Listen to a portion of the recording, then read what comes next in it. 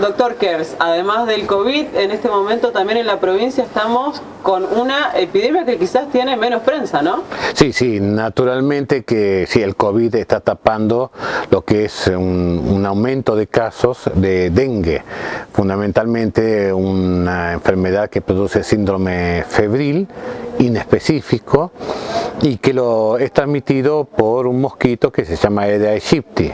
Y con unos síntomas muy parecidos a todas las enfermedades que estamos teniendo en este momento. Exacto, por eso se dicen, dan síndromes febriles inespecíficos. A veces se va a consultar y se toma como cualquier síndrome febril y la persona tiene dengue, ¿sí? Naturalmente que este mosquito que transmite este virus, no hay un solo virus, sino que son 4, ahora se identificó un quinto subtipo de virus que tiene un nombre. Uno se llama DEN1, DEN2, DEN3, DEN4 y DEN5, es decir que el mosquito puede transmitir cualquiera de esos subtipos de virus. En el 2009, en Ercilia, se produce el primer brote grande de dengue, más de 500 personas infectadas.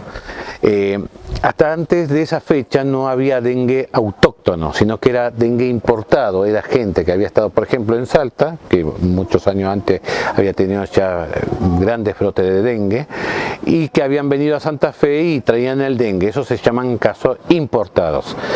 Pero de Ercilia fue el primer caso grande de dengues autóctonos. Todas esas personas tuvieron dengue autóctono, del mosquito que estaba infectado en esa zona y salió a picar a las personas y bueno, tuvimos esta magnitud de personas infectadas con el dengue.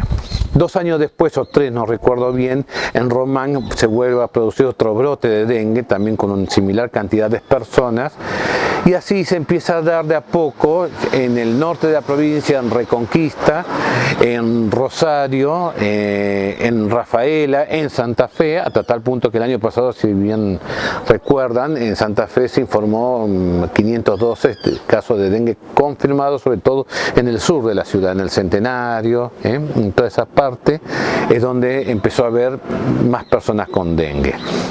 Justamente nos habla de diferentes cepas y la complicación viene cuando sufrimos por segunda vez el dengue, ¿no?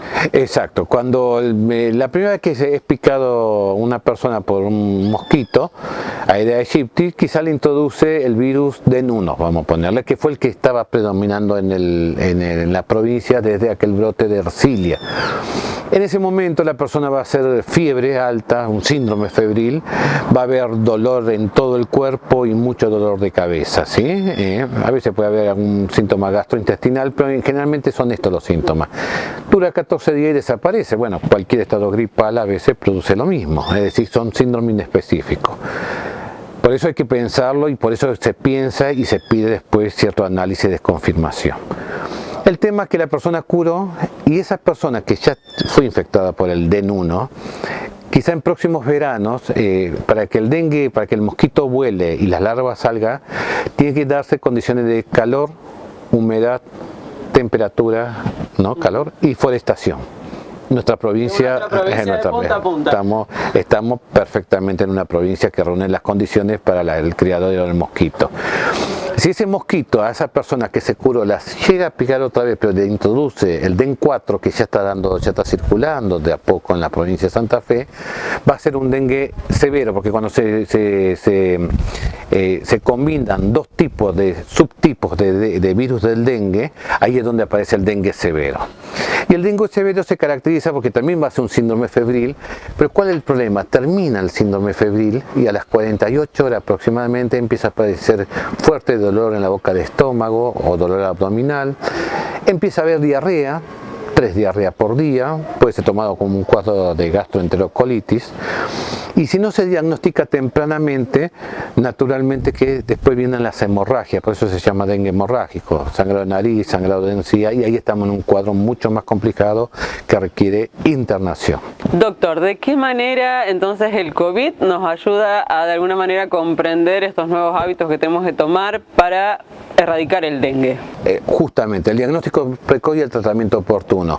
Hace 3 semanas tuvimos la Universidad Católica de Santa Fe, es cofundadora y participa en lo que es la Red de Salud Global de Latinoamérica, donde el CAD de Alemania, Bonn, y la Universidad de Heidelberg, a través de la Maestría de Salud Global, donde nosotros tenemos 3 profesores ya que han hecho la maestría en Salud Global en Heidelberg, nos ha dado una conferencia Olaf Hostig, que es el director y además trabaja en el Ministerio de Salud de Inglaterra. Y él nos decía concretamente esto. Por un lado, dominar el mosquito, es decir, así como se hizo el aislamiento en el COVID del ser humano, de nosotros, tenemos que aislar socialmente al mosquito. Y aislar socialmente al mosquito, así como el remedio fue para el COVID, el aislamiento, si nosotros conseguimos aislar el mosquito, es el remedio para el dengue. Lo que pasa que es un tema mucho más complejo, porque el mosquito vive dentro de los domicilios. Entonces tiene que haber una conciencia comunitaria, como ocurrió en el COVID, de no acumular recipientes con agua limpia. Y esto es dificultoso, porque a veces en ciertas casas se puede hacer y en otras casas, o en barrios donde se trabaja en gomerías, por ejemplo, hay un montón de goma y si llueve se junta agua. Justamente el abordaje diferente tanto del COVID como del dengue de acuerdo a la realidad sociocultural, ¿no? Totalmente, es así. Por eso Olaf Hostig decía el tema de la vivienda es un tema importantísimo a abordar. Y por eso decía también estos temas de salud debe ser transversal a todos los temas de la política y sobre todo de la política social. Si no, es muy difícil combatir el dengue. Por otro lado, las universidades están estudiando y es función de la universidad tratar de lo que se llama la erradicación o la limitación del mosquito por control biológico. Esas son líneas de investigación, todavía no lo tenemos. También hay vacunas que se están tratando de desarrollar, se han desarrollado, pero todavía no son de uso masivo para nada, todavía falta. Por lo tanto, el aislamiento social del mosquito es uno de los objetivos principales, pero también dentro de una realidad social diferente. Usted plantea este aislamiento social del mosquito. ¿Cómo se puede hacer teniendo tantas diferencias en lo que es nuestra ciudad? Bueno, desde la casa, si podemos crear la conciencia que se creó con el COVID, donde el aislamiento social en Argentina ha funcionado y ha demostrado ser remedio, que después venga el problema económico y la crisis económica es otro tema, cruza una crisis sanitaria a una crisis económica. Pero la crisis sanitaria se ha logrado contener mediante el aislamiento social en forma precoz, es decir, que ha sido un remedio oportuno. En el tema del mosquito pasa lo mismo, si conseguimos mantener esta conciencia social de sacar, limpiar toda la casa y no tener lugares donde el mosquito pueda desarrollarse, se puede erradicar. Naturalmente que es dificultoso, porque la realidad social de nuestra provincia como del país son diferentes. Entonces ahí sí tienen que intervenir políticas sociales muy importantes, decisiones políticas como fue quizá la de Ramón Carrillo en el año 50, cuando por fumigación erradicó el paludismo de la República Argentina y fue el primer país que erradicó el paludismo del mundo. Uno diría, claro, el mosquito se podía erradicar por fumigación. Y bueno, fumigando es fácil. No, hubo que fumigar mucho. Fue una decisión política de envergadura, por eso se radicó. Acá, transformar los hábitos sociales, las casas, las viviendas, también son decisiones sociales y políticas de envergadura. Esta pandemia que por un lado nos ha enseñado un montón de nuevos hábitos sociales, también ha preparado el sistema de salud para poder dar respuesta a este tipo de problemáticas, ¿no? Es correctísimo. Detrás de cada crisis siempre viene también, se aprenden nuevas cosas, hay nuevos conocimientos y con el COVID hemos aumentado, por lo que uno está viendo, las unidades de terapia intensiva, pero también las camas de aislamiento. Ustedes ven todos los dispositivos que se van haciendo de camas de aislamiento, como en la provincia de Santa Fe como en el resto del país. Ese dispositivo debe quedar en el tiempo. no pasado el COVID, debe desmantelarse. ¿Por qué debe quedar en el tiempo? Porque el dengue va a ir en aumento. Naturalmente, como sucede en Asunción, como sucede en Ciudad del Este, como sucede en San Pablo, Brasil, y necesitaron de camas de internación justamente para que el dengue severo, si uno lo interna precozmente y hace el tratamiento en 24 horas, se revierte.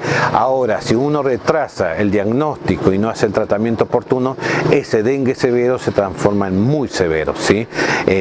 Ahí está el secreto. Me parece que lo del COVID, terminada la pandemia, debe quedar todo el sistema sanitario con estos dispositivos y no desmantelarlo, porque vamos a tener presencia, sobre todo en el centro norte del país, del dengue. Bien. Y en el caso de que no todas sean malas noticias, llegan las bajas temperaturas, ¿baja la cantidad de mosquitos o estos mosquitos siguen igual? No, bien, la temperatura hace que baje la cantidad de mosquitos, las larvas quedarán en invernación con el virus del dengue, y cuando salgan a volar el verano que viene volverán a picar. Por lo tanto, por eso estos dispositivos preventivos, ya que lo tenemos, no lo desarmemos, y que el sistema de salud pública tiene que estar preparado. A ver, como está preparado todos los países que tienen dengue, Eso es muy importante, no desmantelar lo bien que lo bueno que se ha hecho.